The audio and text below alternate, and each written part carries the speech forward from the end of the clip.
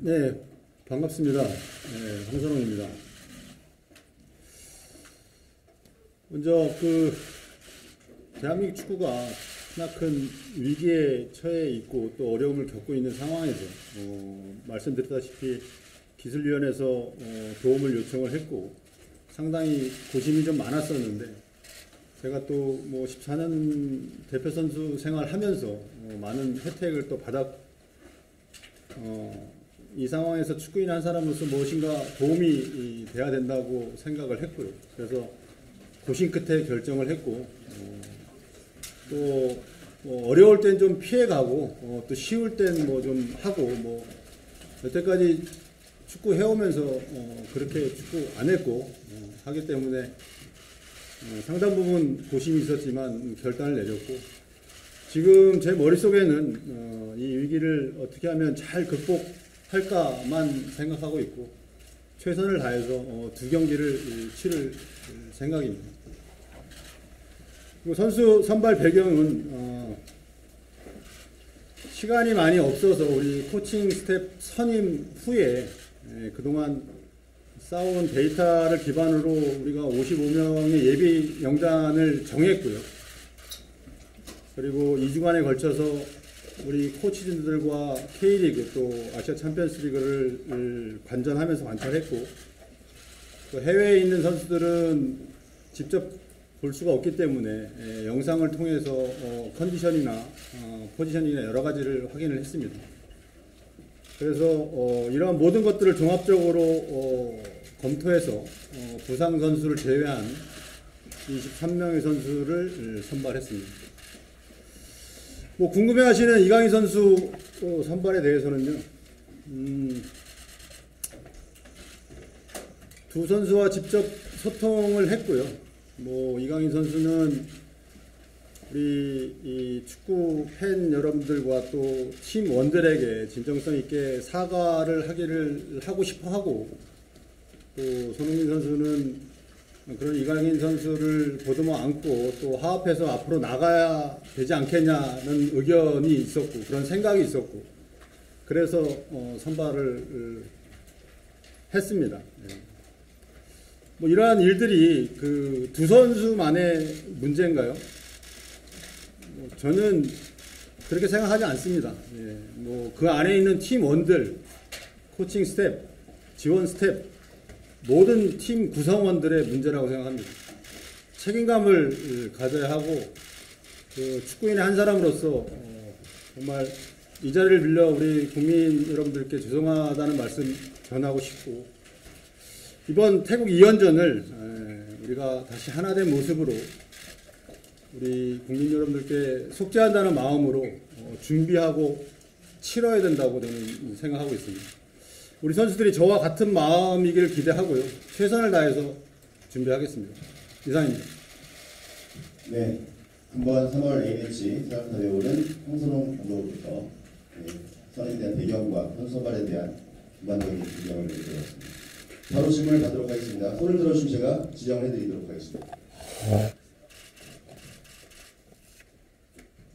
네, 스포츠서울 김용일 기자. 네, 질문 두 가지 있습니다. 첫 번째는 주민기 선수부터 발탁하셨는데요. 기존 공격진의 변화를 준 동력 듣고 싶고요. 그 다음에 두 번째 질문은 아무래도 이번 태국 2연전 치는 체제 특성상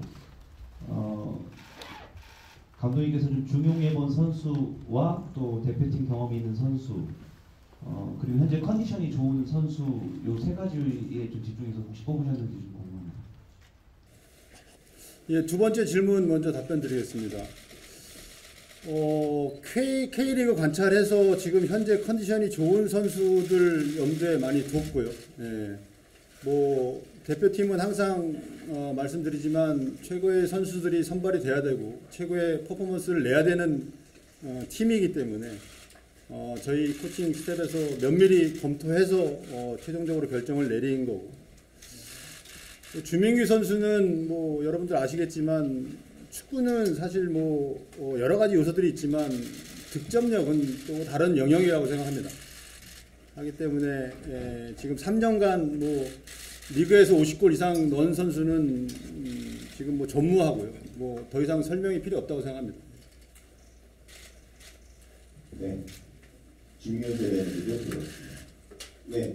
세계로 정비식 기자. 네, 안녕하세요. 저 세계일보 정필재 기자라고 합니다.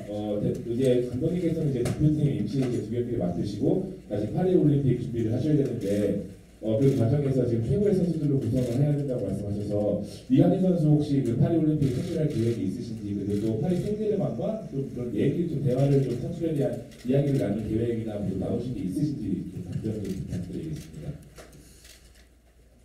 예선전에는 뭐 차출이 지금 불가한 상태고요. 예, 만약 예선 통과하고 7월 달에는 다시 그 PSG랑 좀 논의해야 될 상황입니다. 하지만 그 우리가 선택권을 가지고 있지 않기 때문에 좀 어려움이 있는 건 사실입니다. 네, SBS 이정찬 기자. 이강인 선수를 선발하셨는데 사실 국민 여론이 이강인 선수가 사과문을 발표한 뒤에도 사실 그렇게 썩 많이 바뀌지는 않은 것 같아요. 이런 부분이 대표팀 선발 후에 훈련을 하는 데 있어서도 그리고 또 두 중요한 두 경기를 준비하는 데 있어서도 악영향을 미칠 수도 있다라고 생각하는데 감독님께서는 이 부분을 좀 어떻게 또 풀어가실지 대표팀을 향한 어떻게 보면 나쁜 여론이 팀에 안 좋은 영향을 줄 수도 있잖아요. 그래서 어떻게 생각하십니까? 네, 물론 뭐 공감합니다. 그렇지만 전적으로 이 결정은 감독인 제가 한 거고요. 뭐 어쨌든 이강인 선수를 부르지 않고 다음으로 넘기면 뭐 위기는 넘어갈 수는 있겠죠. 하지만 이번에 안 부르고 다음에 부른다고 해서 이 문제가 다 해결될 거라고는 생각 안 하고 언제든 간 이강인 선수가 한국에 들어오면 이 문제가 여러 가지 상황적으로 일어날 수 있는 상황이고 뭐 제가 이 자리에 있는 이유가 뭐 감독의 역할도 있지만 또 다른 역할도 있다고 생각합니다. 뭐 이런 결정을 하기까지는 두 선수의 어떤 그런 의사소통도 좀 있었고 해서 결정을 한 거고 뭐 선수의 경험으로 봤을 때 항상 이런 팀 내의 문제는 있다고 생각을 합니다. 다만 그런 것들이 얼마나 빨리 풀어지고 또 다시 모아지면 또 더 단단해질 수도 있는 요소이기 때문에 그런 경험을 또 제가 선수 시절 때 또 했고 뭐 운동장에서 일어나는 거는 운동장에서 최대한 빨리 푸는 것이 제일 좋은 방법이 아닌가 저는 그렇게 생각하고 있습니다. 네, 질문 몇 개만 더 받아볼까요? 네, 소수만 안장현 기자. 대표팀 내에서 지금 여러 가지 잡음도 있고 분명히 좀 문제 소지도 있을 텐데 단순하게 선수들만의 문제도 아닐 수 있고 좀 이런 것들을 다 감독님께서는 파악을 하고 계신 건지 그리고 그 부분에 대해서는 어떤 식의 이 솔루션을 좀 제공을 하실 것인지 좀 듣고 싶습니다. 선수들 문제 말고 다른 문제를 말씀하시는 거예요? 뭐 고참 선수들과 몇몇 선수 통화해서 여러 가지 상황을 조금 봤고 들었고 하지만 뭐 우리가 오해를 하는 부분도 여러 부분 있을 거고 아직 제가 뭐 그 안에 있지 않았기 때문에 면밀히 다 파악하기는 좀 어렵겠지만 조금 짧은 기간이라도 조금 세심하게 들여다볼 생각이고요. 여러 가지 조금 그 대화를 통해서 그런 부분들을 어려워하는 부분들을 조금은 그 정리를 좀 해야 되지 않나라는 생각을 하고 뭐 말이라는 거는 뭐 스텝이든 뭐 여러 가지 상황에서도 많이 만들어질 수 있기 때문에 그런 것들은 좀 우리가 좀 가이드라인을 정해서 어느 정도는 좀 정리를 하고 가야 되지 않나 이렇게 생각을 하고 있습니다. 네, YTN 이정수 기자. 예, YTN 이병주 기자입니다. 조금 다른 질문일 수도 있는데요. 이제 사우디에 이제 상하차 챔피언십에 올림픽 팀이 출전하는데 걱정을 좀 하는 목소리가 높습니다. 이제 지난번 얘기로 잘 소화해서 좀 차질 없이 하겠다고 하셨는데 확실히 뭐 사랑탑이 현장에 있고 없고는 큰 차이가 있을 거고 감독님이 공개할 수 있는 선에서 어떻게 좀 소통하고 대처하면서 그 대회도 좀 준비를 할 건지 말씀해 주십시오. 사실 좀 우려스럽고 걱정되는 부분은 뭐 사실입니다. 저도 뭐 그 부분에 대해서는 부정하고 싶지는 않고 하지만 지금 기존에 조금 발전시켜야 될 부분하고 또 포지션이 뭐 한두 포지션은 좀 확인해야 될 부분이 없지 않아 있습니다. 다만 그런 것들을 우리 코치들과 미리 지금 다 공유하고 그 첫 경기하고 두 번째, 세 번째 경기를 다 라인업도 어느 정도는 정하고 또 경기 컨셉도 어느 정도 정해서 그런 것들을 확인할 수 있는 절차를 지금 마련해 놓고 준비를 하고 있고요. 저는 그 영상을 통해서 경기나 그 훈련을 확인할 거고 거기에 대한 피드백을 줄 생각입니다. 네, 한 질문 2개만 더 하고 끝내도록 하겠습니다. 네, 그 올림픽 대표팀 질문이 나와서 한 가지만 더 질문 드리는데 그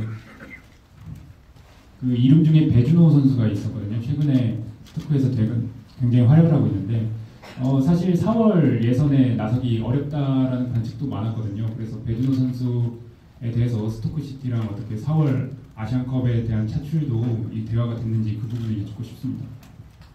네, 뭐 터키 전지훈련 끝나고 유럽 출장 한 2일 정도 유럽 출장 이어서 하면서 지금 셀틱하고 스토크시티, 세인트밀렌 네 팀을 방문을 했고요. 그 배진호 선수 관련해서는 그 어느 정도 그 예선에 참여시켜주는 걸로 어느 정도는 합의를 본 상태인데 지금 팀 사정상 여러 가지 뭐 말을 바꿀 수도 있는 거니까 하지만 그런 부분에 대해서는 약속을 받았기 때문에 지금 최종적으로 이번 사우디 훈련에 참여를 시켜서 우리가 그 조합을 좀 체크를 할 거고 뭐 양현준 선수도 마찬가지고요. 김지수 선수도 마찬가지. 지금 올림픽 대표팀에 포함된 선수들은 그 구단의 차출을 제가 그 방문해서 허락을 받은 상태입니다. 뭐 나중에 4월 달에서 본선에 나가서는 조금 그 변수는 있겠지만 지금 현재로서는 그렇습니다. 네, 마지막 질문 듣도록 하겠습니다. 감독님, 그 이승우 선수도 꽤 좋은 활약을 좀 보이면서 직접적으로 대표팀에 좀 가고 싶다 언급을 했거든요. 이승우 선수는 좀 어떻게 생각을 하시는지?